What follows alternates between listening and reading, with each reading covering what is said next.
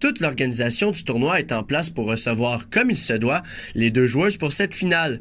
D'abord la Néerlandaise âgée de 26 ans classée au 316e rang mondial, Kyrine Lemoine, et la Torontoise âgée de 19 ans classée au 274e rang de la WTA, Catherine Sebov. Dès le début de la première manche, chaque point se rend à la limite. La jeune Canadienne trouve souvent le moyen de remporter ses points et elle mène rapidement 5-2.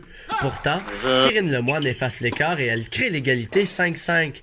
Au point décisif, Sebov l'emporte difficilement par la marque de 12-10. Le premier set aura duré tout près d'une heure de jeu. La Néerlandaise, tirant de l'arrière 2-1 à la deuxième manche, se blesse à la cheville. Cette dernière est nullement ralentie par cette blessure et elle réussit à recoller la marque à 4 partout, alors qu'elle était menée 4-1.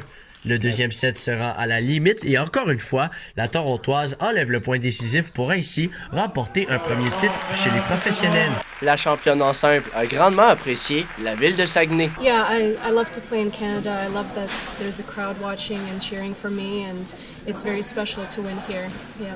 Jean-Arnaud Poirel et toute l'équipe qui a organisé la 13e édition du Challenger Banque nationale de Saguenay sont tout aussi satisfaits. Il y a eu beaucoup de monde.